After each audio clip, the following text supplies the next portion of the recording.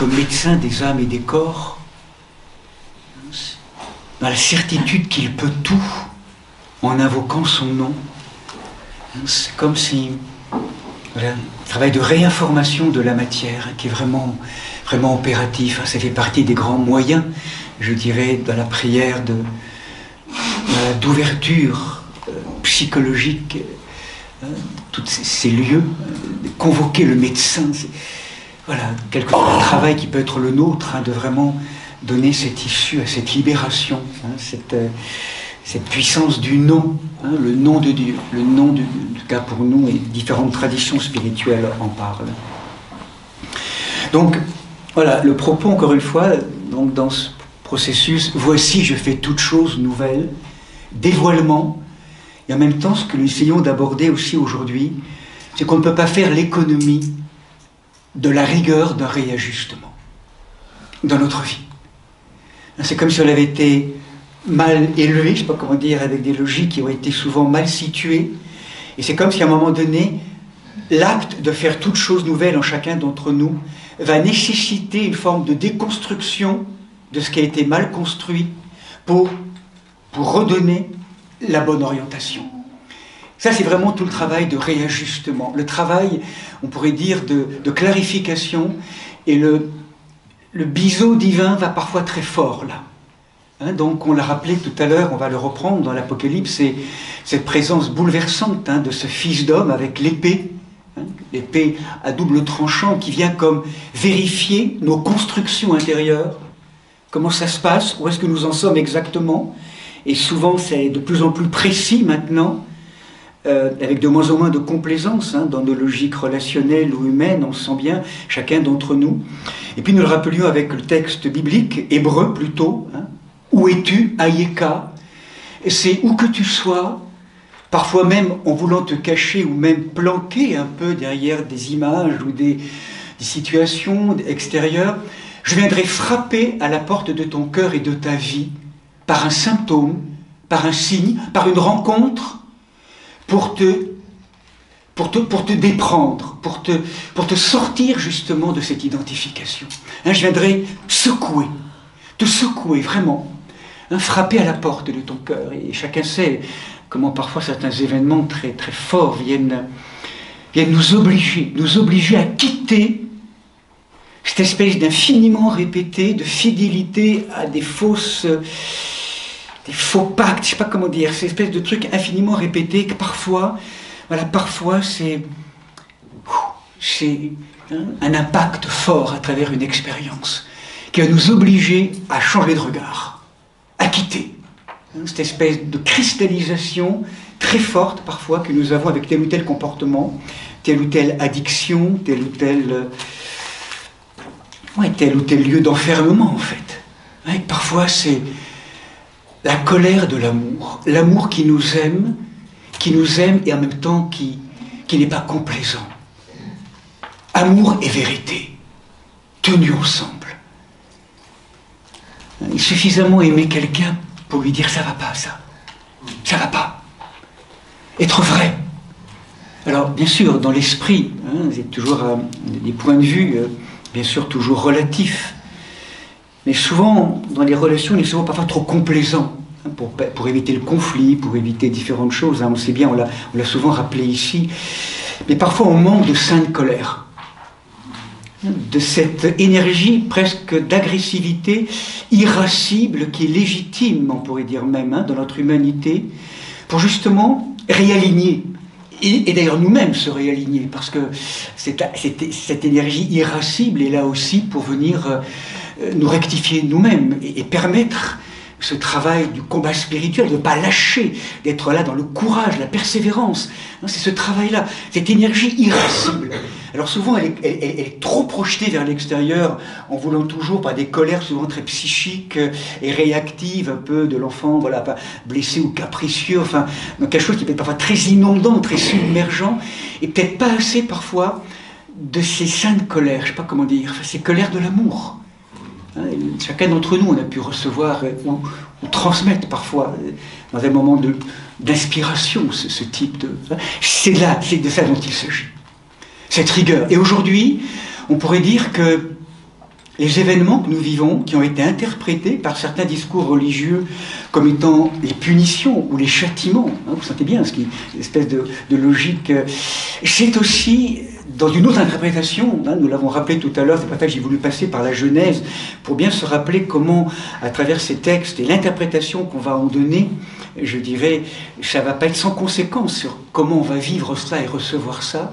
Mais certains voient aussi, si vous le voulez, l'expérience que nous vivons aujourd'hui comme étant, vous savez, ce travail des coupes. Hein. On a vraiment tellement ensemencé de paroles, de pensées et d'actions, tellement sans conscience, qui se sont accumulées dans des coupes, hein, on pourrait dire de la colère, si on emploie ce mot biblique, qu'à un moment donné, ces coupes sont tellement saturées d'inconscience, d'ignorance et de violence, que tchouk, elles se retournent. Et là, tombent sur nous des situations qu'on ne comprend pas, mais comment c'est possible.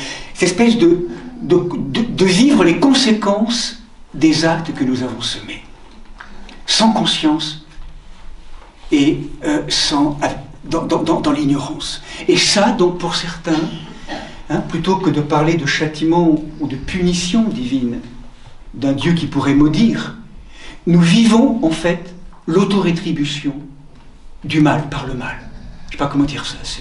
Hein, l'idée du coup d'un jugement qui n'est plus, comme on le rappelait, hein, en essayant encore une fois, c'est un thème immense, donc on essaie de le simplifier, donc du coup peut-être avec des approximations, mais où finalement le jugement, quand on en parle du jugement de Dieu, n'est plus cette espèce d'interprétation ou d'opération qui a pu être la nôtre d'un procurateur extérieur qui pourrait poser une sentence et donc je te condamne à, en tout cas c'est une interprétation possible du texte, et donc du coup tout ce que tu vis, ben, c'est ça en fait, t'as la punition ou le châtiment, et donc du coup ben voilà, t'as qu'à... Ça c'est une première interprétation possible, hein, dans certains groupes ou certaines approches du texte, hein, parfois très haut, hein, qui peuvent peut-être parfois convenir à certains, en tout cas ça dépend des typologies aussi, hein, psychiques. Pour d'autres, on préférera entendre, hein, que ce qu'on appelle le jugement, c'est le fait que l'être humain, on pourrait dire, hein, donc dans cette lumière pascale, on pourrait presque dire, hein, que ce jugement, dans sa dimension presque mystique, c'est comme si nous sommes exposés à la lumière incréée, la lumière du feu de l'esprit et de l'amour, et que nous sommes quelque part comme vus. Hein, le jugement divin n'est rien d'autre que l'action de la lumière incréée sur l'âme qui y est exposée. C'est comme si l'âme, du coup, se voyait à la lumière de l'amour et de la vérité. Et là, nous prenons conscience.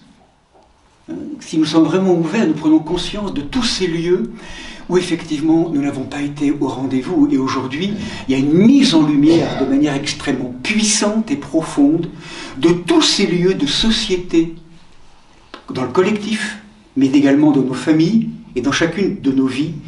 Il me semble que c'est comme si aujourd'hui il y avait une espèce de... Et l'Apocalypse nous parle de ça, en fait. Hein, il nous parle de cette...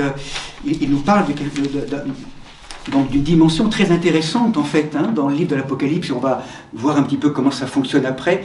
Mais c'est comme si aujourd'hui, si vous voulez, c'est comme si le livre de l'Apocalypse, et donc à travers le dévoilement, je fais toute chose nouvelle, c'est comme si ce livre dénouait des situations, donc, au cœur de nos sociétés, où s'enchevêtrent passion, terreur, cette société marchandisée, le sexe, l'argent, le pouvoir, enfin toutes ces logiques, rappelez-vous, qui sont des lieux très forts d'action diabolique, hein, dans nos profondeurs transgénérales, nourris par tout un ensemble de discours de toute puissance.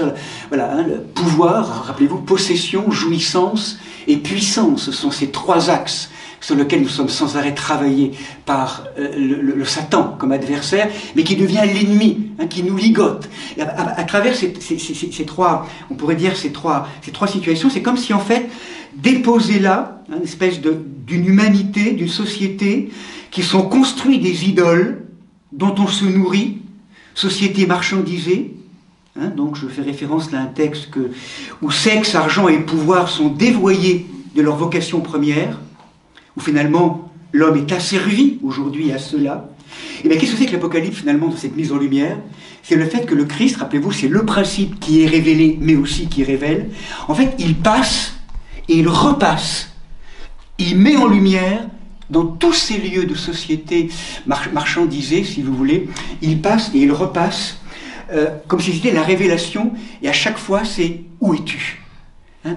Que fais-tu de... Voilà, nous sommes vus comme jamais, et à des strates de plus en plus profonds, dans un appel à une rectification, un réajustement, à une reverticalisation, et à une sortie de tout le système idolâtrique, pour être conduit vers un agenouillement de la présence. Mon Seigneur et mon Dieu, dans une capacité à se rendre. Mais c'est tout le temps d'un travail collectif aujourd'hui, qui prend en main toutes nos sociétés. Et le fait qu'aujourd'hui, tout un ensemble de révélations, dans toutes les institutions, dans tout ce qui se vit, dans nos vies aussi finalement, cette institution, de tous ces abus, de toutes ces... Quelles que soient les institutions, dans nos dimensions sociétales, l'émergence de mouvements de plus en plus aussi douloureux, difficiles, de violence, une espèce d'exacerbation d'un processus qui est le signe de la mise en lumière, on pourrait dire, de la matière. Aujourd'hui, dans une exigence de plus en plus forte, et qui fait que, eh bien, en repassant sur les nœuds de toutes les perversités, eh bien, le livre de l'Apocalypse et la présence du Christ fonctionne comme le glaive d'une parole qui vient recréer, qui vient faire s'effondrer ce qui n'a plus de raison d'être, pour que vive véritablement la vie, qu'aime l'amour, cet amour agapé. C'est un gros travail de purification et de travail immense qui est fait actuellement, le travail du glaive qui passe et qui repasse. C'est une lecture, je trouve, qui peut donner aussi du sens à tout ce qui est là, où souvent nous sommes dans des discours de société extrêmement réactifs, dans tout un ensemble d'interprétations à avoir à porter sur les choses et les événements qui sont là, et bien sûr qu'on a notre avis à donner, mais c'est tellement souvent nourrissant de confusion dans cette horizontalité qu'on oublie parfois la perspective, justement, de cette dimension divine. C'est en train de se passer, c'est en train de se réveiller, c'est en train d'être dévoilé, et tout s'exacerbe de manière puissante, et aussi en chacun de nos vies. J'ai l'impression qu'aujourd'hui, on a la sensation que tous ces lieux de l'inconscience, je ne sais pas comment vous vivez ça, vous en cabinet, pour certains, de consultants ou de thérapeutes, ou dans ce ministère d'écoute, j'ai la sensation qu'on est vraiment convoqué comme jamais à ce travail de dénouement de tous ces nœuds de l'âme dans l'inconscient, d'une profondeur comme jamais on a peut-être connu cela. Il y a comme je ne sais pas comment dire, il y a de plus en plus d'êtres qui sont en difficulté, je crois, dans souffrance, en quête de sens, tellement absurde, et du coup en n'ayant pas forcément le substrat ou le socle spirituel ou religieux très compliqué aussi aujourd'hui. Donc du coup, derrière tout cela, dans cette perte de sens exacerbée, il y a de plus en plus de difficultés à être. De plus en plus, moi je trouve, même d'adolescents, des tentatives de suicide, je dirais, une incompréhension, quelque chose qui est tellement... Les jeunes nous montrent quelque chose, ces jeunes aujourd'hui, ou des moins jeunes, mais en tout cas dans cette tentation, comme si ça va tellement mal, c'est tellement absurde, que la solution, c'est de quitter cette terre et se donner la mort. Il y a vraiment cette tentation très forte aujourd'hui dans des logiques... alors qu'en vérité, le mouvement qu'il nous montre, ces êtres est très précieux, c'est que c'est tellement devenu absurde qu'effectivement, le néant ou je dirais la possibilité de se donner la mort est une solution bien sûr complètement impossible. Chacun fait comme il peut, mais c'est une telle douleur, une telle souffrance, parce qu'on n'entend pas en vérité que ces mouvements-là nous invitent non pas à mourir de notre corps, mais à muter. Mort, mourir, muter. Tous ces jeunes actuellement qui nous interrogent par rapport à cette logique d'attentat, il y a tout un ensemble d'associations qui accompagnent beaucoup cela aujourd'hui, dans des structures très éclatées, de grandes souffrances psychologiques ou psychiatriques, nous montrent vraiment devant l'absurdité, et c'est écrit bibliquement ça, dans ces généalogies de la Genèse, c'est vraiment l'appel, ce sont des signes, justement, là ce sont des signes qui viennent percuter normalement notre humanité pour dire, il faut muter. Il y a la grande mutation qui est en marche. Ces symptômes-là, douloureux, difficiles, ces signes en font partie. Ils viennent frapper à la porte du collectif. Entre autres, il y a bien sûr bien d'autres signes aujourd'hui de persécution, de tout un ensemble de choses, mais un ensemble de signes qui nous obligent aujourd'hui à l'agenouillement, qui nous obligent vraiment à demander pardon. Le baptême des larmes. Le baptême des larmes. C'est plus possible. Pardon, pardon, parce que si on en est là aujourd'hui, c'est que j'ai nourri ça aussi. Donc, ça fait partie d'un chemin intérieur. Donc, encore une fois, on n'est pas non plus toujours en train de toujours se pleurer sur soi-même, mais c'est quand même une véritable prise de conscience. Et c'est pour ça que dans ce cadre-là, si vous le voulez, le livre de l'Apocalypse me paraît intéressant. Donc, à travers simplement, on ne va pas aborder beaucoup de choses parce que c'est déjà assez tard, mais la question justement d'une des premières manières, on sent que dans le livre de l'Apocalypse, ce qui se passe, c'est que cette purification, cette clarification, cette rectification, ce réajustement, se fait en fait à travers ce qu'on appelle des septénaires, on pourrait presque dire une série de 7 éléments, les 7 lettres, les 7 sceaux du livre, les 7 trompettes et les 7 coupes, qui sont, je dirais, avec les mêmes images répétées, dans la temporalité, une manière d'être interpellé par l'épée de l'amour et de la vérité, qui vient clarifier, purifier, nous interroger dans des profondeurs de plus en plus importantes de la matière. Le quart, le tiers, et toute la profondeur avec les derniers septénaires. C'est toute une transformation bouleversante qui commence vraiment, puis qui s'intensifie. Et peut-être, pour aborder un aspect simplement qui me paraît intéressant dans ce processus, c'est peut-être ce que va nous dire justement le Christ à travers ses lettres aux églises.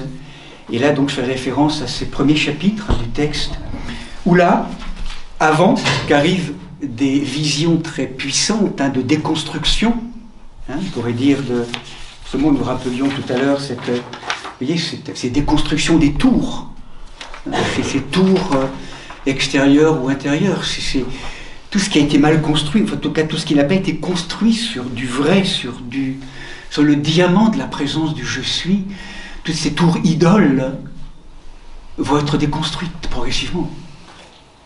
Donc, tout ce qui se passe aujourd'hui il y a une explication politique à tout ce qui peut se passer aujourd'hui dans toutes les logiques qui nous viennent maintenant. Mais il y a aussi une dimension d'invitation à une mutation très profonde. Cette mutation, elle est donc en chacun d'entre nous. Et là, dans les églises, vous connaissez bien ce texte du livre de l'Apocalypse, lorsque là je finirai par là, le Fils d'homme, dans sa majesté, vient interroger, et à travers son épée, c'est « Où es-tu ? Qu'as-tu fait du feu ? Qu'as-tu fait du feu de la conscience ?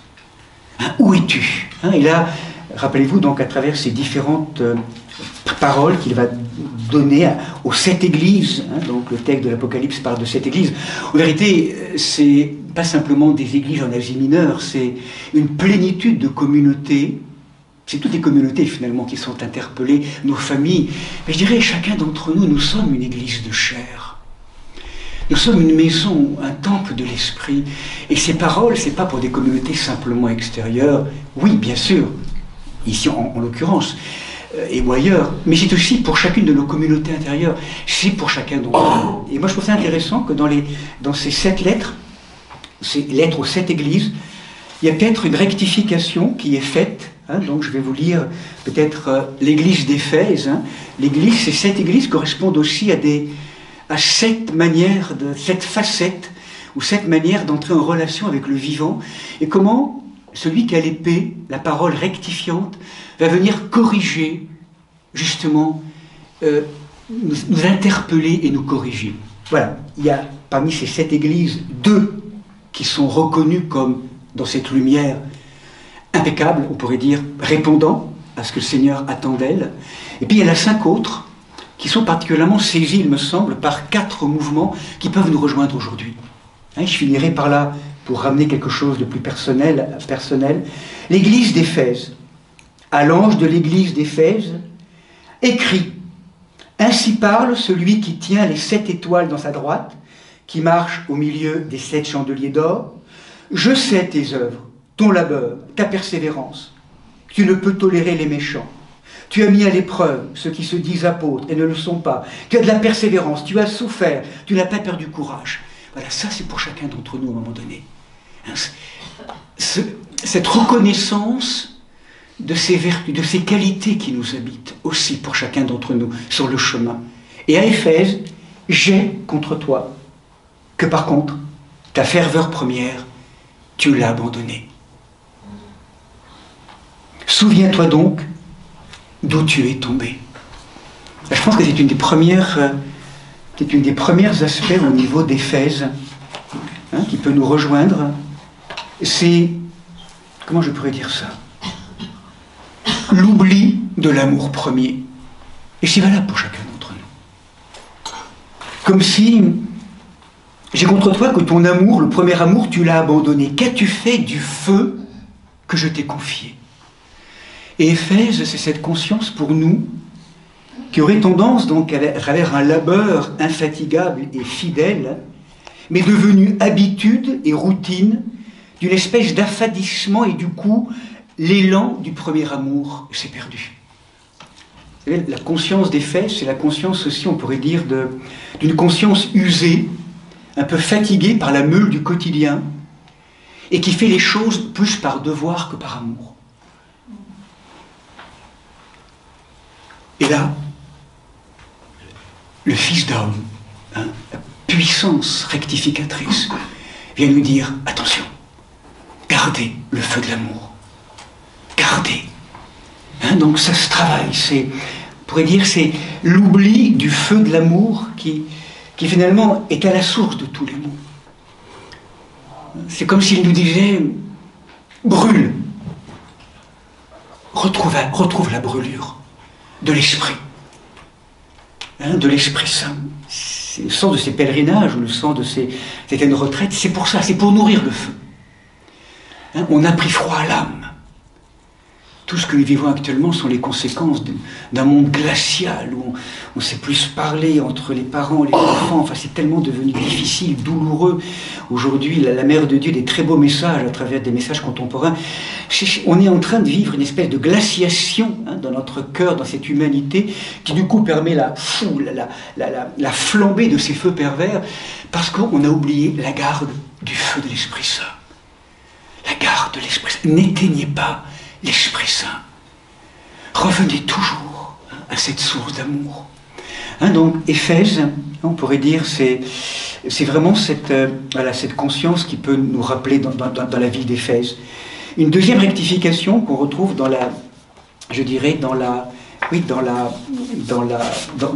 ces cités qui me paraissent intéressantes, en particulier avec Pergame et Thyatire, particulièrement Smyrne est à peu près indemne.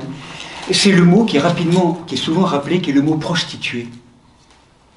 On l'a signifié, ce mot, c'est un mot très fort dans le texte biblique, l'église de Pergame. Oui.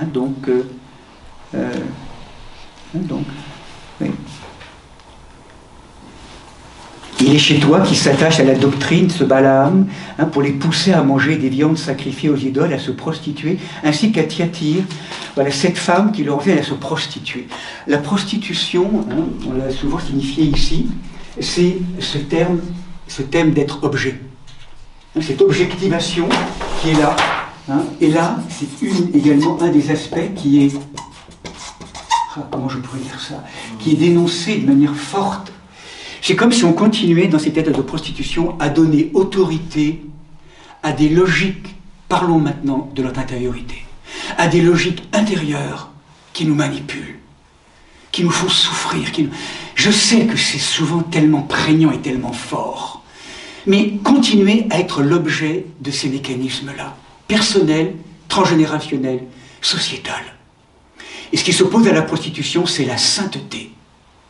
La sainteté, c'est redonner autorité à la présence du Christ, au je suis, au vivant, au sujet du désir. C'est vraiment toute cette dimension, et là on pourrait vraiment décliner encore une fois dans tout un ensemble de notre vie, tous ces lieux justement où l'épée passe et vient nous inviter, où es-tu dans tel ou tel fonctionnement, dans tel ou tel... Tout ce qui va bien, c'est clair, il n'y a pas de souci, mais qu'est-ce qui fait que dans la relation, régulièrement ça chope? Pourquoi? Qu'est-ce qui se passe? Quel est ce nœud de moi à moi, de moi au Seigneur, du Seigneur, et en même temps avec les frères et sœurs? Qu'est-ce qui se passe? Pourquoi c'est toujours un peu les mêmes mécanismes qui se passent? Là, aujourd'hui, c'est comme si il fallait en sortir de ça. Il y a comme une invitation, voilà, à voir de mieux en mieux comment on se fait avoir. On se fait encore avoir, mais on le voit de mieux en mieux qu'on se fait avoir. Je ne sais pas comment dire. On est de plus en plus sujet, de plus en plus, conscient plutôt de ce qu'on est en train de vivre. Mais on n'a peut-être pas encore quitté le retournement qui fait que on devient de nouveau maître de notre âme par l'intérieur, en redevenant sujet. Je ne veux plus. Même si je suis emporté par cela, Seigneur, je veux vraiment aujourd'hui apprendre, je ne sais pas comment et quand et où, mais en tout cas, je veux apprendre aujourd'hui. Je veux guérir de cela. Je veux quitter cela. Montre-moi le chemin. Et tout est possible. Tout est possible à ta présence. Donc ça, c'est le registre spirituel qui vient bien sûr compléter ou parachever ce registre psychologique de travail, je dirais, de clarification de toutes nos émotions, donc ce travail psycho-spirituel. Voilà. Redonner autorité. C'est ça qui m'a beaucoup touché ce matin dans le centurion, en fait. C'est il laisse toute autorité au Christ en lui. Il a cette autorité. Tu es mon Seigneur, tu es le roi, et je te laisse l'autorité. Et donc, il n'y a aucun souci à travers cette autorité. Tu pourras guérir n'importe quoi, tu pourras guérir ce serviteur ou ce fils que je viens déposer dans ta prière. L'autorité, à qui nous donnons autorité? À qui nous donnons autorité? Là, il y a un vrai positionnement. Voilà, l'autorité à la vie, l'autorité au vivant, l'autorité, je veux, voilà, autorité, c'est-à-dire, voilà, tout ce chemin, tout doucement, encore une fois, c'est sans aucune, je dirais, c'est un constat clinique simplement, et il y a tellement de forces d'inertie, des forces aveuglantes, des forces d'inertie qui fait qu'on aimerait tellement que, pourtant sans arrêt, on sait quand même encore avoir, c'est pas grave, à un moment donné, si on lâche pas l'affaire, ça va lâcher. Pas comment dire, ça va. Quelque chose qui va lâcher. Presque même surnaturellement, par moments. Dans la grâce. C'est la force de la prière, la force de l'intercession. Tellement importante. Et où là, c'est même plus le travail psychique qui va être aidant. Il va être aidant, bien sûr. Mais à un moment donné, c'est au-delà de ça. Il y a quelque chose de miraculeux qui peut arriver. Vraiment. Ça lâche. Seigneur, mon libérateur, cette instance à qui je donne autorité. Donc là, la notion de prostitution, sainteté, à travers différentes options qu'on pourrait approfondir, est un des aspects importants que l'être vient vérifier, rectifier. Où es-tu avec tout ça? Avec tous ces jeux de complaisance, de négociation, à qui tu donnes autorité à chaque fois? Troisième aspect qu'on retrouve dans le livre également intéressant aussi pour nous, c'est ce qui se passe, encore quelques minutes, c'est ce qui se passe dans la ville de Sardes, qui est une des villes aussi qui est ici proposée. Et je sais tes œuvres, tu as renom de vivre, mais en vérité tu es mort. Sois vigilant, affermis le reste qui est prêt de mourir, car je n'ai pas trouvé tes œuvres parfaites aux yeux de mon Dieu. Sardes, c'est aussi intéressant pour nous, c'est comme si les actions ne sont pas déclarées mauvaises à Sardes, elles sont trompeuses. En fait, on mystifie. On reste à la superficie, on est préoccupé par un renom, par une renommée extérieure, projetée un peu avec ces logiques du monde, et en vérité, à l'intérieur, on est mort. Enfin, ça manque de nuance, mais il y a quelque chose d'un déracinement de la vie essentielle. Cette de cette logique, tu es donc s'agissait-il à maintenir coûte que coûte la réputation ou le renom d'une communauté qui vit dans l'apparence. Et donc le diagnostic est cruel, mais on sait bien quand on est vu, aucun mensonge ne peut subsister sous le regard de l'être qui nous voit. Arrête, ouais, arrête, qui est tellement extérieur, superficiel, cette renommée. On n'est pas en quête du non profond, mais plus soucieux de la renommée extérieure, cette dimension extériorisée. Donc là aussi, cette mystification, cette tromperie, on pourrait dire, est dénoncée par celui qui passe, celui qui voit, qui passe et qui repasse. Et en fait, le quatrième, donc ça c'est pareil aussi intéressant pour nous, c'est la ville de Laodicée, et je finirai par là, cette 7e ville. Donc là, c'est intéressant, qui vient se présenter à Laodicée comme étant l'Amen. Donc l'Amen, il se présente comme l'Amen, et l'Amen, rappelez-vous, en hébreu, c'est un mot très fort, c'est pas simplement ainsi soit-il tel qu'on l'a traduit. L'Amen, Aman, c'est ça adhère. Amen, c'est l'invitation à vraiment, pas comment dire, Amen, ça adhère, ça s'enracine dans les profondeurs et c'est solide, ça s'enracine, ça s'engage. C'est vraiment là et ça veut vraiment que ce soit là pour que la matière devienne dans ce travail cette coupe pour laisser la lumière. C'est intéressant parce que justement ce qui est reproché à Laodicée, c'est que ça ne s'engage pas. Ça reste comme ça.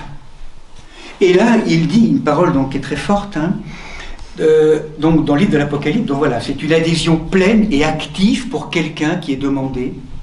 Quand cela n'adhère pas vraiment, c'est ni chaud ni froid. Ni. Et parce que tu es tiède, ni bouillant ni froid, je vais te vomir de ma bouche. C'est rude, c'est rude, je vais te vomir de ma bouche. Donc là, c'est vraiment, alors en fait, c'est un peu, certains diront, une espèce d'impression désagréable d'un aliment insipide, finalement, que le corps entier rejette en vomissant. Donc, ni cela, ni cela.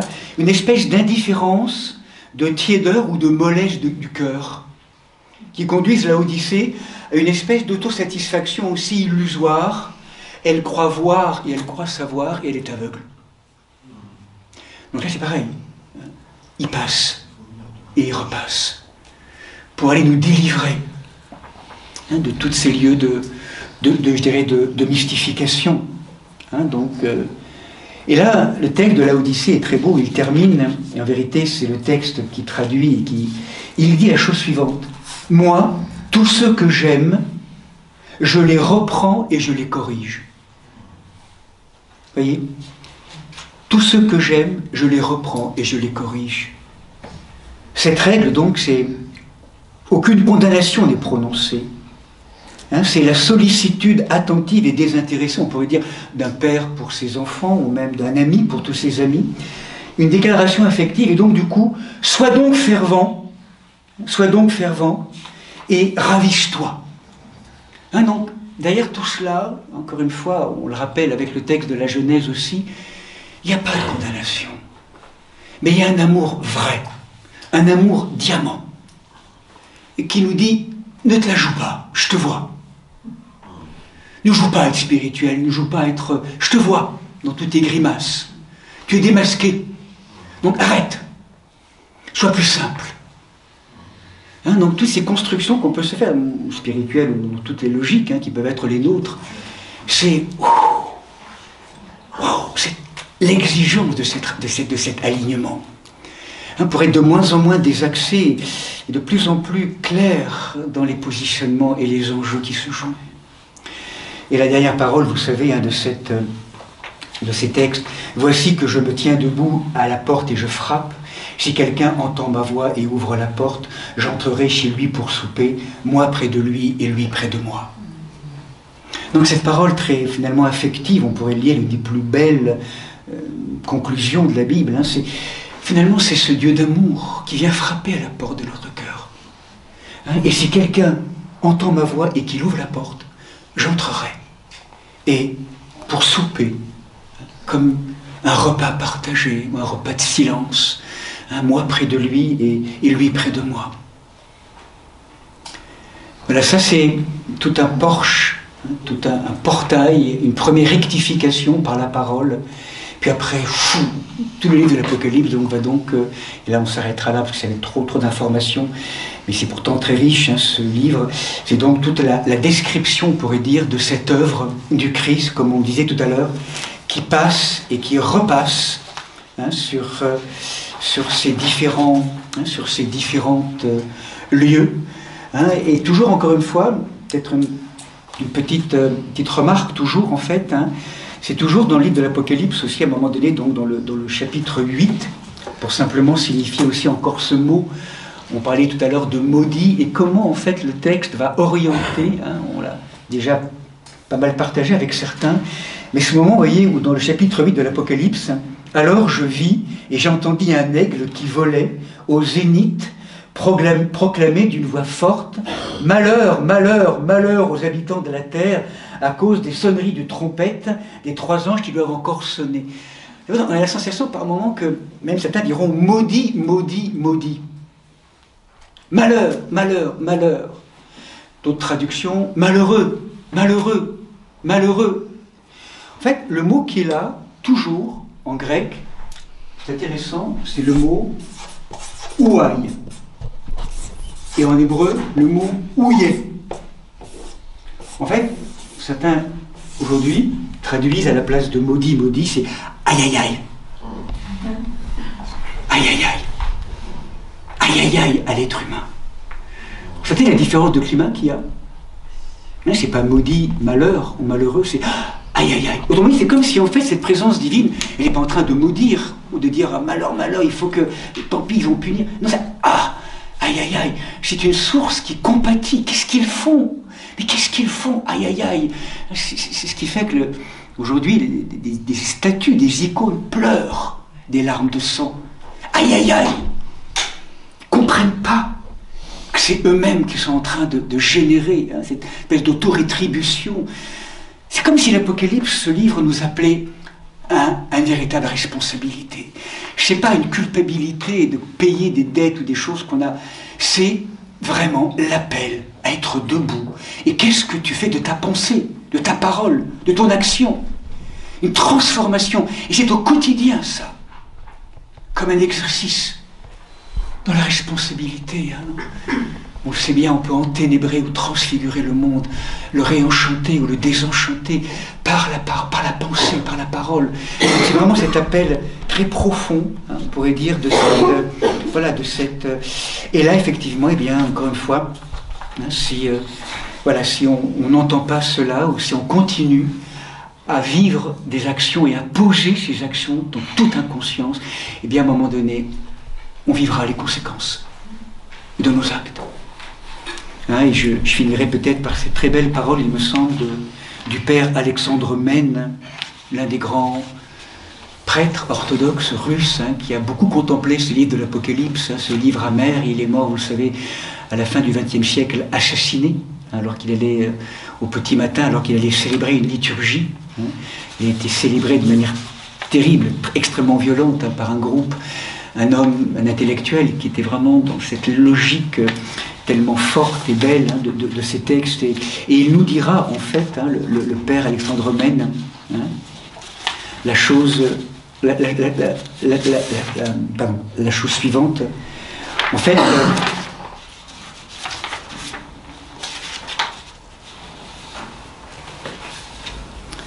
voilà, il nous dira si nos églises en Russie ont été reconverties en entrepôts, c'est que nous avons péché encore plus que les Byzantins. La punition n'est pas un procès en justice qui se termine par un verdict, mais c'est une pierre lancée en l'air et qui retombe sur la tête de celui qui l'a jetée. Et là aujourd'hui, finalement, ce qu'on appelle ce jugement, dans cette lecture-là, une lecture, vous sentez bien, qui est beaucoup moins autour de ces thèmes, enfin qui n'est pas dans ce thème de châtiment et de punition. C'est, voilà, depuis des années, peut-être même des décennies, voire même des siècles, à travers ce paradigme de la modernité, on a lancé en l'air une pierre avec un ensemble de pensées autour de la science, sans conscience, tout un ensemble de choses. Et là, cette pierre, aujourd'hui, elle est en train de retomber sur nous. Et c'est ce que nous vivons. Et cette pierre, il vient nous frapper, nous percuter de manière très forte, pour nous inviter, de plus en plus d'êtres sont en train de l'entendre, à nous retourner et à remettre le Seigneur, la transcendance, au milieu du village, de notre cœur. Hein, cet agenouillement intérieur. Tout ce que nous vivons actuellement, ça nous conduit à cela. C'est vraiment que l'humanité aujourd'hui, voilà, s'agenouille. Mais vraiment, pas en disant oui, non. Cet agenouillement, je le choisis parce que je découvre qu'en m'agenouillant, je retrouve cette posture de chevalier intérieur ou chevalière, hein, cette dimension en étant agenouillé. Je me mets en capacité d'écouter, Père, ta bénédiction, ton autorisation à devenir celui ou celle que je suis. Mon fils, ma fille, toi, Bérek, les genoux, Beraka, Baraka, la bénédiction. C'est vraiment mon fils, ma fille, deviens-toi. Tu es mon fils bien-aimé, tu es ma fille bien-aimée. Réapprendre cette vocation d'être enfant. Enfant d'une source, tout un apprentissage qui nous est proposé.